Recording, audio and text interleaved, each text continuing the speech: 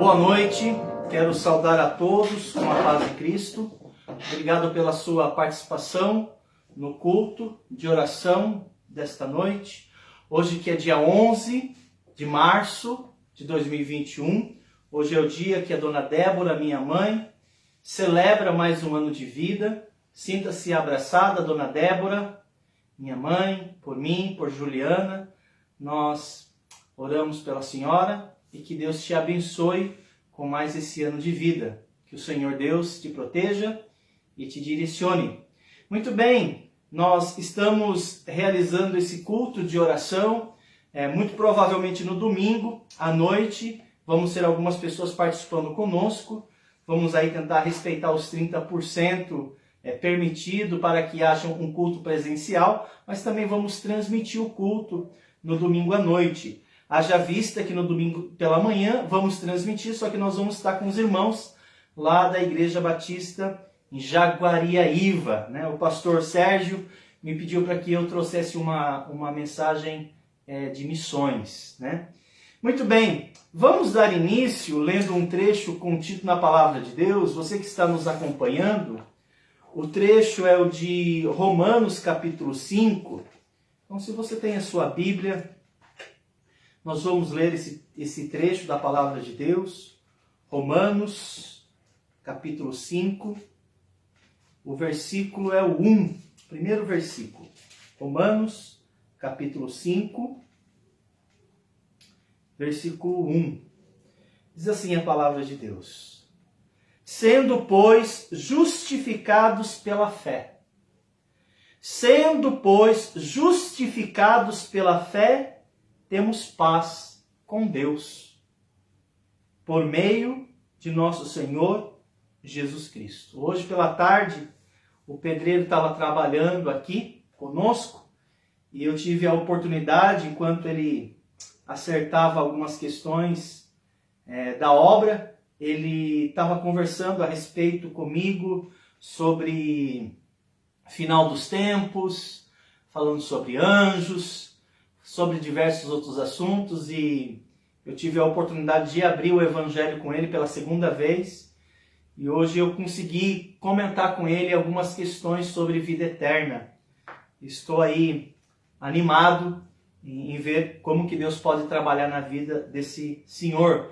O nome dele é Josinei. Então esteja orando por ele, ele é o nosso pedreiro, está trabalhando aqui com a gente, e que Deus nos permita falar do Evangelho para ele. Ele e o sobrinho dele, tá bom? Estamos orando também por ele. Muito bem, vamos dar início. Eu pedi a Juliana que ore, pedindo a Deus que abençoe o culto desta noite, a vida dos irmãos. Nós estamos estudando uma série, né? Hoje é o quarto estudo sobre salvação, é uma série. Nós já estudamos alguns aspectos bem interessantes, inclusive todos os estudos estão disponíveis. Inclusive, se você quiser um material em PDF, eu posso lhe fornecer, tá bom? Então, eu vou pedir a Juliana que ore pelo culto. Também aproveite e ore pela dona Débora, minha mãe, que completou mais um ano de vida. Vamos orar. Senhor Deus, eterno Pai, peço que o Senhor esteja perdoando os nossos pecados que cometemos nesse dia, Deus. Nos ajuda, Deus, a sermos pessoas que agradam ao Senhor, não sermos pessoas hipócritas, Pai, mas que o Senhor conhece o nosso coração e que o Senhor possa estar abençoando para que esse culto seja agradável ao Senhor, Pai. Abençoe que a Tua Palavra possa falar primeiramente aos nossos corações e depois àqueles que estão ouvindo. Abençoe a vida da dona Débora, que está completando mais um ano de vida, que o Senhor possa fortalecer a sua fé, também a sua saúde, que o Senhor possa estar dando força, ânimo e vigor para ela te servir, Pai. Te agradeço por tudo, em nome de Jesus. Amém. Amém. Vamos dar início cantando um hino do Hinos de Louvor, número 3, número 32, que tem a ver muito com aquilo que vamos estudar nessa noite, nesse quarto estudo sobre salvação. Quão cego outrora já vaguei, distante do Senhor, que veio lá do alto dos céus salvar o pecador. Vamos cantar esse hino. Se você tem esse cenário, cante conosco. Quão cego outrora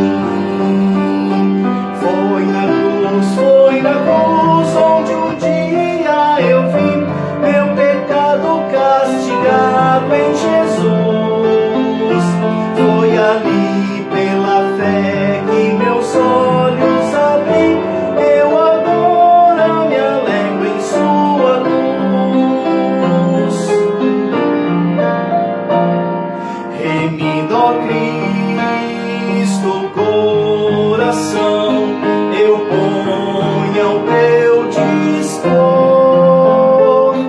Teu nome quero sempre honrar, honrar teu santo amor.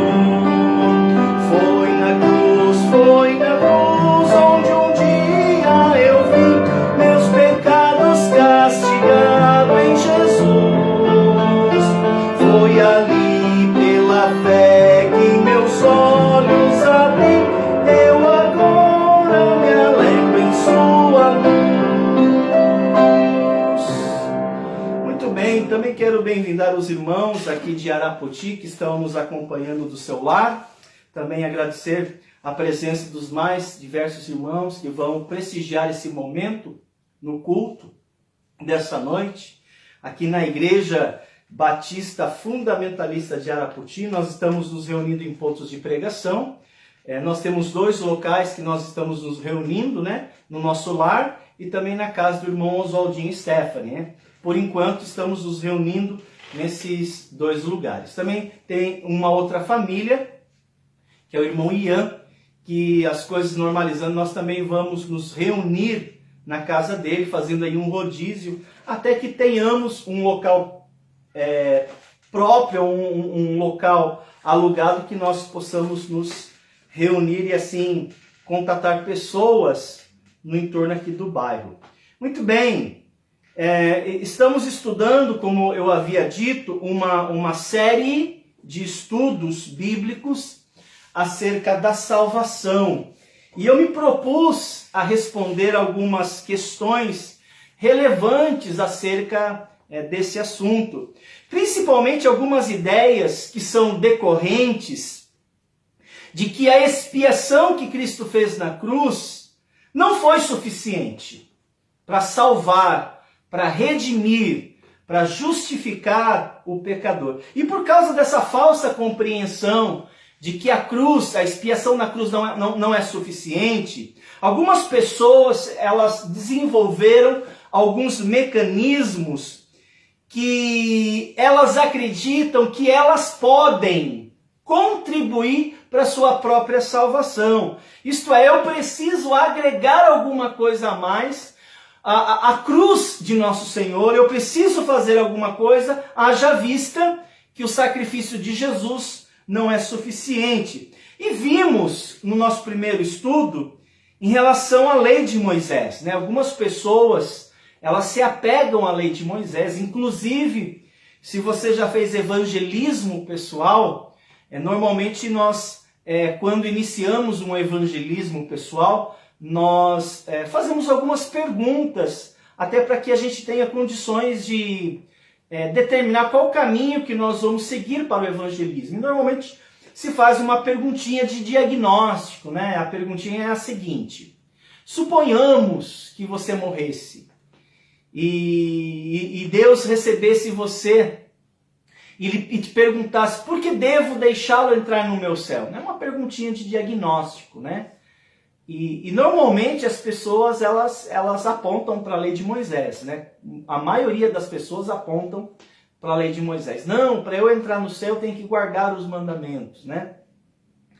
Mas essa compreensão é uma compreensão equivocada. E nós percebemos que a lei de Moisés, ela não pode salvar o homem do seu pecado pelo simples fato de que a lei não salva, a lei condena, né? Esse é o objetivo da lei, apontar pecados e não redimir pecadores, né? E nós aprendemos isso, porque quando nós estudamos a palavra pecado, ela tem algumas definições, e uma das definições é transgredir a lei de Deus, né? E eu sou pecador, então se pressupõe que todos nós somos transgressores da lei. Se eu uso a lei como critério para a redenção, e a própria lei diz que eu sou pecador, a própria lei diz que eu sou transgressor, logo a própria lei não pode me redimir, porque ela mesma identifica que eu sou um pecador. Então, se eu dependo da lei, acabo sendo culpado, porque a lei ela me condena. Nós vimos isso. Inclusive, a Bíblia fala em Romanos capítulo 6, versículo 23, que o salário do pecado é a morte, né? E a lei, por ter sido por mim transgredida, eu mereço a morte, eu sou pecador. Eu mereço a condenação da morte, porque eu feri, eu transgredi, eu desobedeci a lei de Deus. Como que a lei pode salvar-me se eu a transgredi? A resposta é muito simples, né? Não pode. Em segundo lugar, nós estudamos a respeito do batismo, né? Não poucas pessoas também acreditam que o batismo salva, né? E mais uma vez, né, em contato com pessoas, fazendo evangelismo pessoal, algumas pessoas falam, não, para eu ser salva, para Deus me receber no paraíso, eu tenho que ter descido as águas do batismo. E nós descobrimos, nós estudamos, que o batismo ele também não salva. O batismo ele foi uma ordenança dada pelo Senhor à sua igreja, com a finalidade de que os seus discípulos identificassem pelo batismo com o Senhor. Mas pastor, de que maneira nós nos identificamos com Jesus Cristo através do batismo? Bem, o batismo é um símbolo, né, da morte, sepultamento e a ressurreição de Jesus. Então, pelo batismo, nós nos identificamos publicamente com Jesus. Batismo não confere salvação. Batismo apenas revela que eu fui salvo pela fé, mas não que confere salvação. O batismo deve ser observado? A resposta é sim, mas não como salvação, e sim como uma ordenança de Jesus a seus discípulos. Também nós estudamos no estudo anterior a respeito do sábado, né? Algumas pessoas também advogam que é necessário guardar o dia de sábado para que a pessoa seja salva, ou pelo menos garanta a sua salvação. E nós estudamos que o sábado que foi dado a Israel, a nação de Israel, pela lei de Moisés, o sábado ele pertence à lei de Moisés, assim como qualquer outro mandamento. O sábado ele não tem preponderância, o sábado não é mais especial do que os outros mandamentos da lei de Moisés.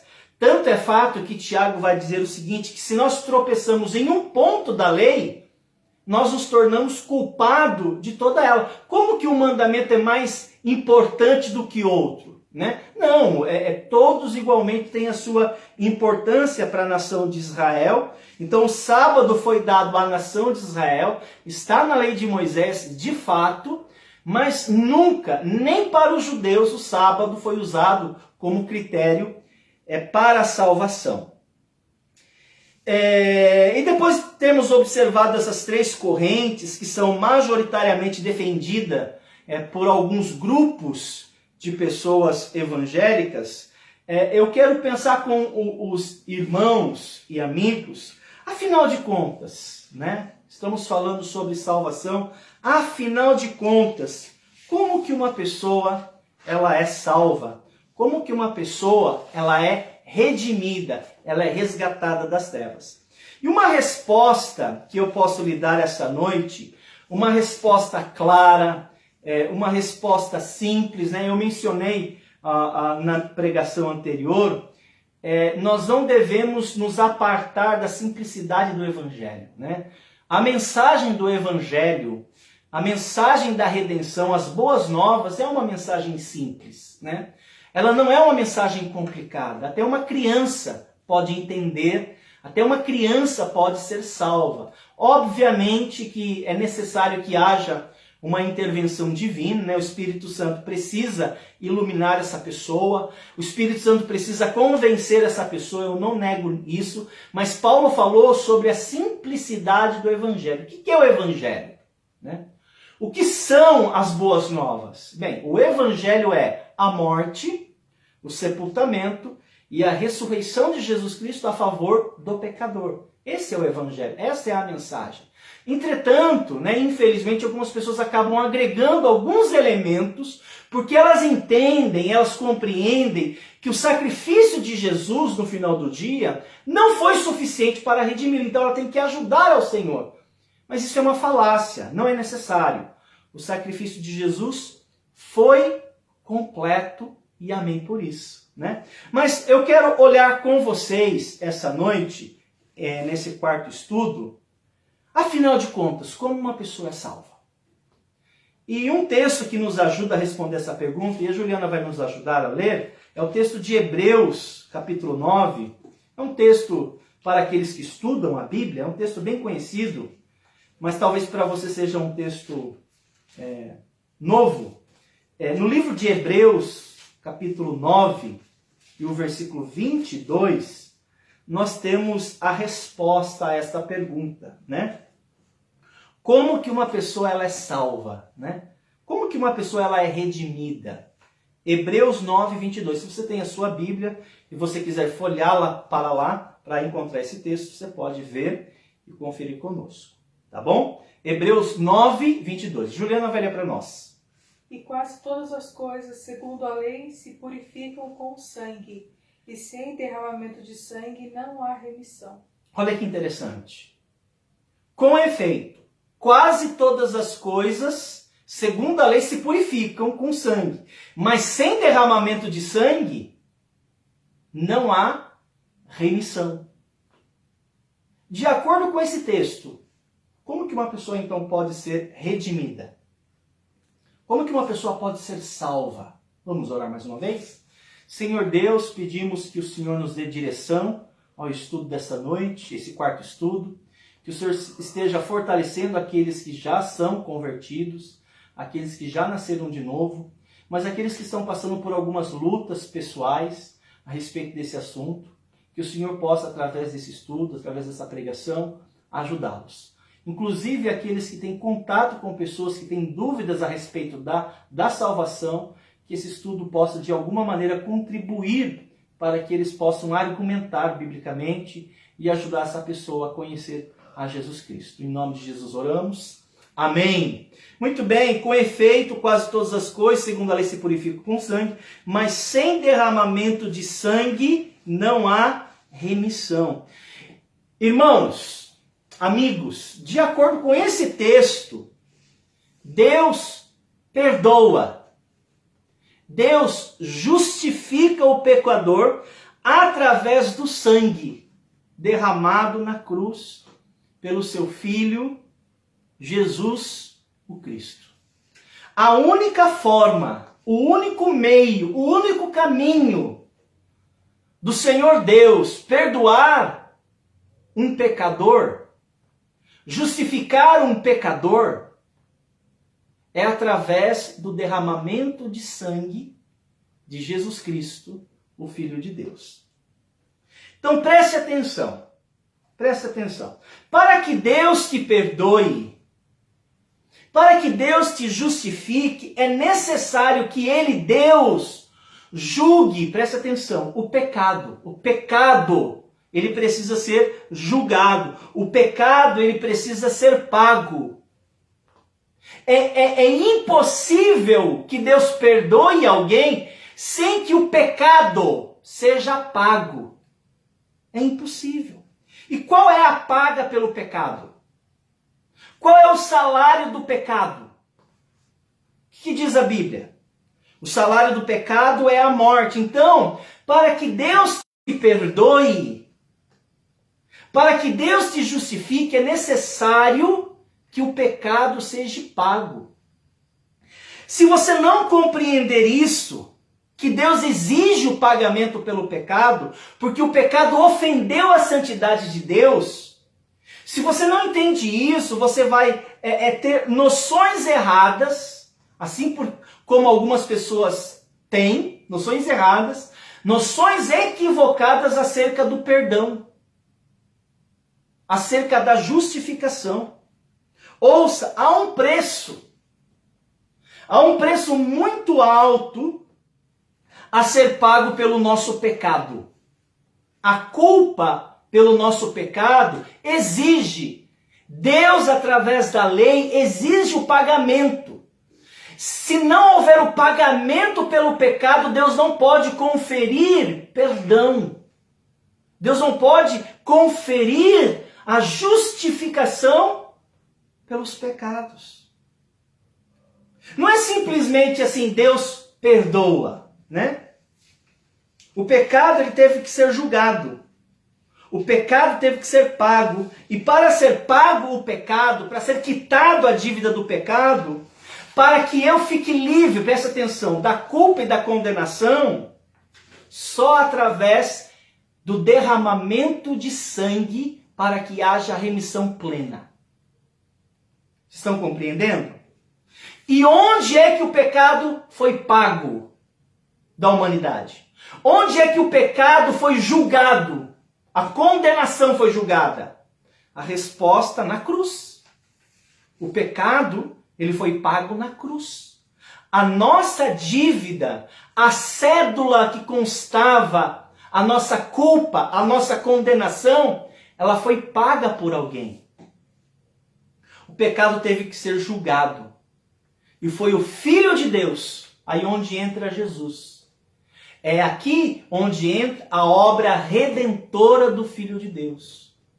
Era necessário que Jesus pagasse a nossa dívida, pagasse a culpa do pecado e pagasse em seu lugar a nossa condenação.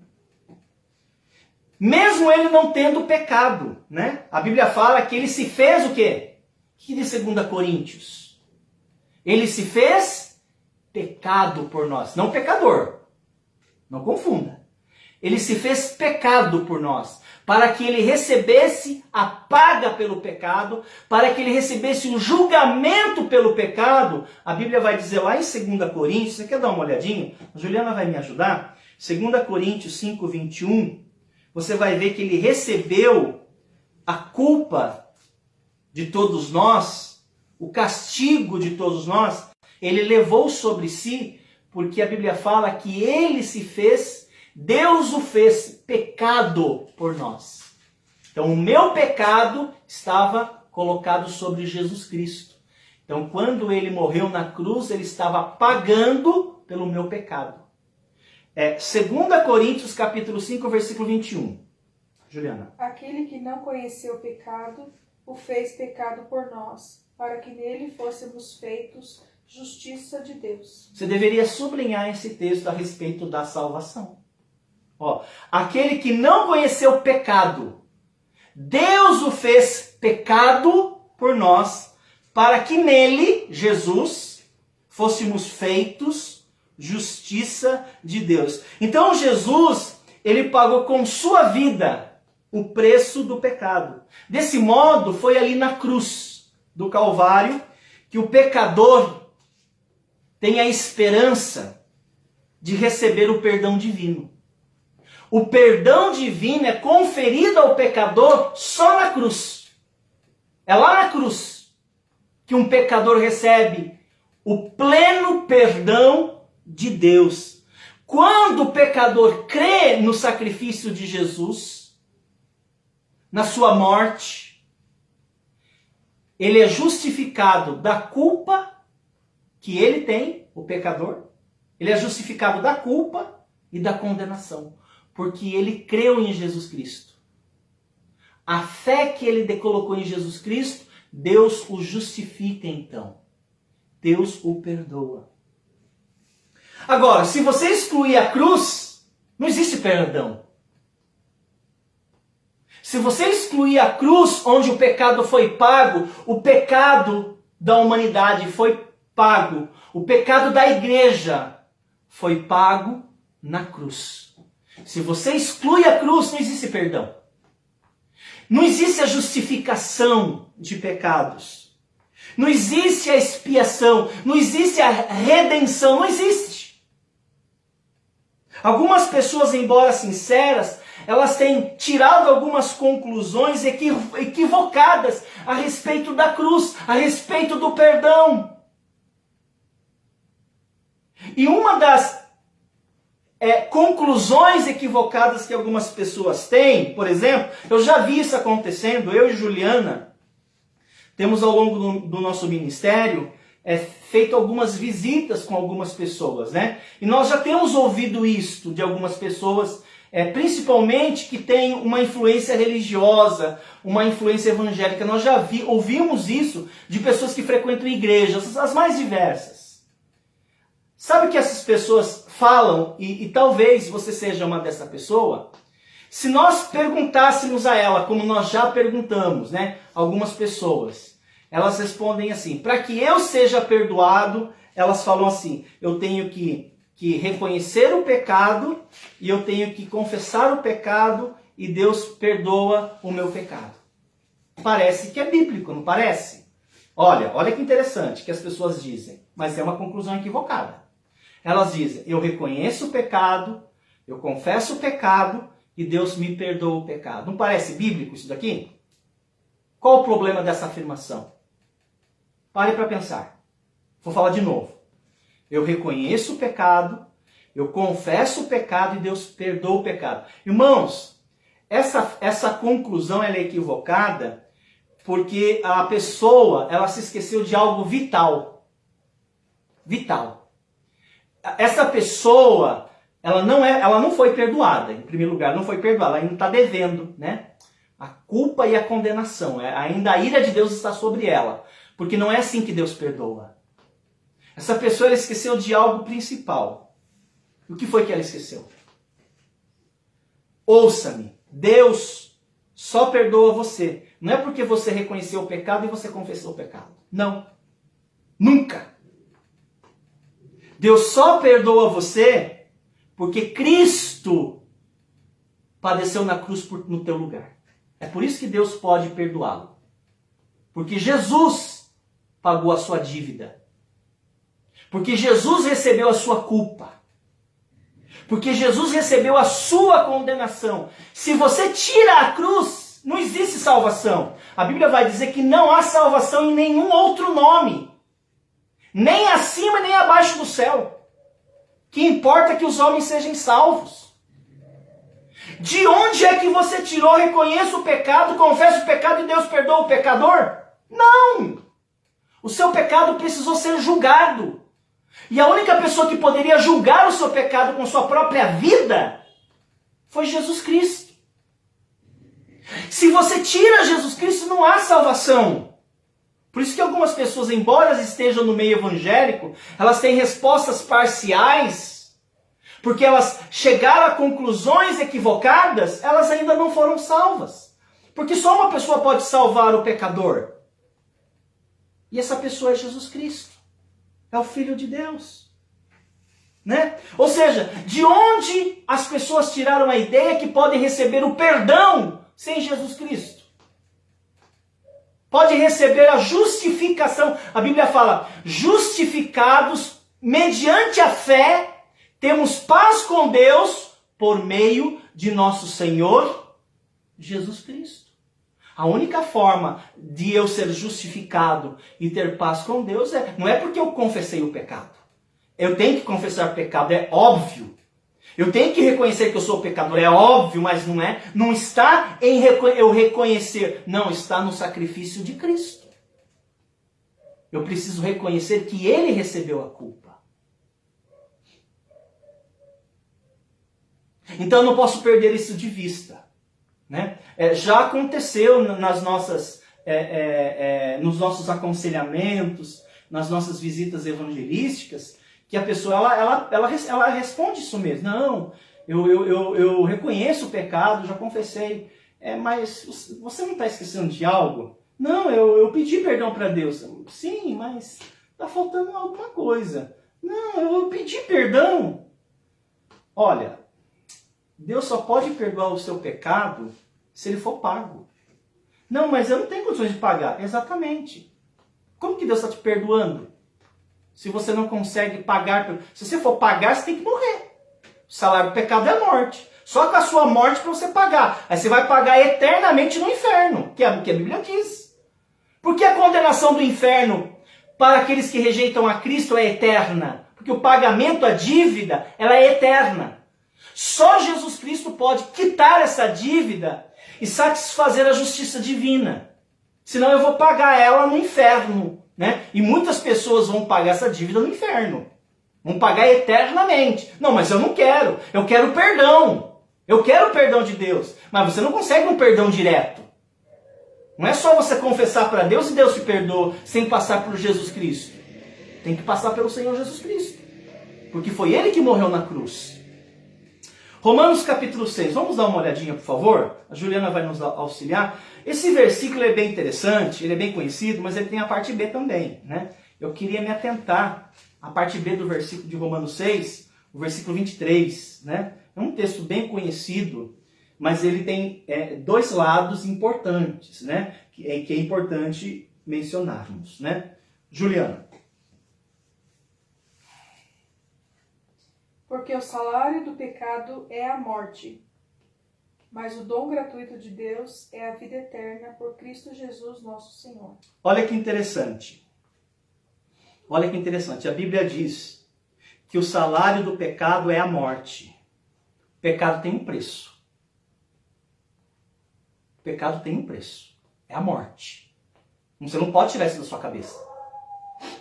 Você quer que Deus te perdoe? Tem um preço a ser pago. Ou você paga no inferno, ou Jesus Cristo pagou na cruz. Ok? Pecado para ser pago tem que haver morte. Sem derramamento de sangue, não há remissão. Mas a Bíblia diz também, mas o dom gratuito de Deus é a vida eterna em Cristo Jesus. Por quê? Por que foi escrito isso em Romanos capítulo 6? Para que eu saiba que Jesus não somente me perdoou, pode me conferir o perdão, mas ele pode me conferir vida eterna. Porque ele ressuscitou dentre os mortos. Eu não receberia de Deus apenas o perdão em Cristo. Eu receberia o perdão e a vida eterna. A vida eterna somente por Jesus Cristo. Então não foi por você. Por que algumas pessoas falam que foi pela lei de Moisés? Onde que encaixamos aqui a lei de Moisés? Não, a lei de Moisés ela tem uma finalidade. Ela teve uma finalidade. Inclusive, boa parte da lei de Moisés foi repetida no Novo Testamento, como uma prática moral e ética a ser observada pelos cristãos. Não é que eu sigo os 10 mandamentos, eu sigo aquilo que Jesus me ensinou. Eu sou discípulo de Cristo, eu não sou discípulo de Moisés.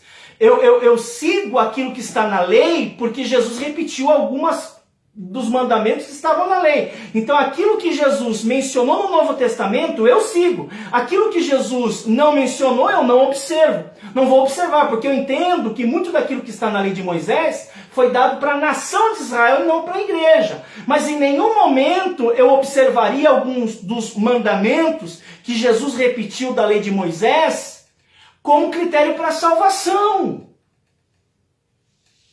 Salvação apenas por intermédio de Cristo.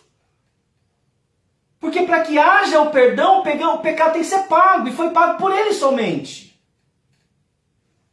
Não foi por obras. Sequer pode ser, porque nós não temos nem obras. Que obras? Batismo? Não, batismo é uma ordenança. É o sábado. Mas que sábado? Que sábado é esse que salva? A única pessoa que pode salvar e redimir o homem é Jesus Cristo. A Bíblia fala dom gratuito. E dom gratuito só vem de Deus, só vem de um lugar. Lá em Efésios 2, 8 e 9, fala assim: porque pela graça sois salvos mediante a fé. Isto não vem de vós, é dom de Deus. Dom é só de Deus. Como você está falando, como você vai falar, defender que vem de você a salvação. Há vários trechos da Bíblia que fala que a salvação é um dom de Deus. É um presente. E por que presente? Porque você não merece. O que você merece é a paga pelo pecado. O dom está no fato de Jesus Cristo ter oferecido a si mesmo. Foi o fato de Deus ter oferecido o Filho dele por você. Isso é um presente. E é um presente gratuito. Por quê? Porque não confere esforço da minha parte. Eu só recebo pela fé. Então, dom nunca pode ser do ser humano, é um dom de Deus, né? Assim sendo, não existe perdão sem passar pelo pagamento da morte de Cristo. Se isso acontecesse, vamos imaginar aqui hipoteticamente, não existe. Mas se existisse a possibilidade que Deus justificasse o homem sem o sacrifício de Cristo, se isso acontecesse, sem o sangue, como disse Hebreus 9:22, que foi lido, a Juliana leu, acho que você tem uma Bíblia, acho que você leu também, você pode conferir depois. Sem derramamento de sangue não há remissão. Se Deus perdoasse alguém hipoteticamente sem o derramamento de sangue, isso, irmãos e amigos, mostraria uma deformidade muito feia do caráter de Deus. Deus seria injusto se ele perdoasse quem quer que seja. Se Deus levar alguém para o céu sem o sangue de Cristo, isso demonstraria uma deformidade do caráter de Deus. E por quê? Porque foi o próprio Deus que estabeleceu isso. E a Bíblia vai dizer em Apocalipse 13 que Jesus Cristo foi crucificado antes da fundação do mundo. Isso para demonstrar que o plano da redenção já tinha sido pensado e arquitetado antes que Deus dissesse haja luz. Sempre foi, no Antigo Testamento sempre foi pela graça. No Novo Testamento é pela graça. Sempre foi, salvação sempre foi, nunca foi pelas obras. Tanto é fato que no Antigo Testamento, Deus, para demonstrar isso, Deus ele propôs à nação de Israel o sistema de sacrifício. Você já estudou o sistema de sacrifícios? Que um animal era oferecido no lugar do pecador, não para que ele fosse redimido, mas para que o pecado fosse coberto. Você já estudou sobre isso? Por que na lei de Moisés houve o sistema de sacrifícios? Porque Deus já estava imprimindo na mente das pessoas que não há perdão direto. Se você quer o perdão, tem que haver o derramamento de sangue. Por isso que um judeu, na época de Moisés, se ele quisesse ser perdoado daquele pecado específico, era necessário que ele levasse um animal para o templo. E o animal tinha que ser sacrificado. O animal não era apenas levado para o templo e depois ele saía vivo, não. O animal, aquele inocente, ele receberia a paga pelo pecado. Mas o pecado ali não era removido. O pecado simplesmente era coberto. Porque o sangue de animais, de bodes, touros, de ovelhas, é um sacrifício imperfeito. Mas isso apontava para o Cordeiro de Deus, como disse João capítulo 1, versículo 29, que tira o pecado do mundo.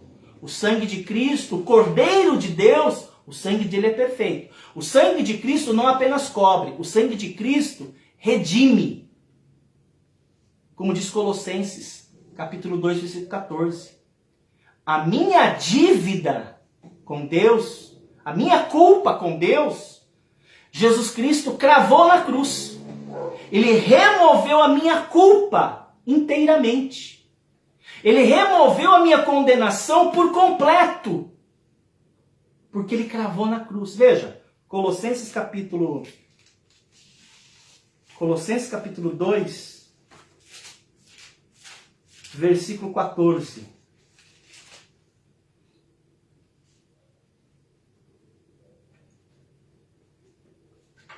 Juliana. Havendo riscado a cédula que era contra nós nas suas ordenanças, a qual de alguma maneira nos era contrária, e a tirou do meio de nós, cravando-a na cruz. Olha que interessante.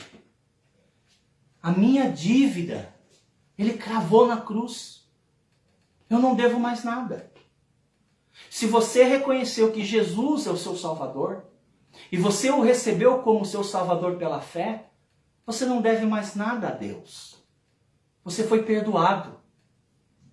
Você foi justificado. Porque o sangue dele cobriu você. Ele cravou. Quando Jesus morreu, você lembra no relato de Mateus, capítulo 27, que diz que Jesus disse em um certo determinado momento: Pai, nas tuas mãos entrego o meu espírito. E tendo dito isto, expirou. Você lembra desse texto? Mateus capítulo 27. Quando Jesus expirou, quando ele morreu, a minha dívida,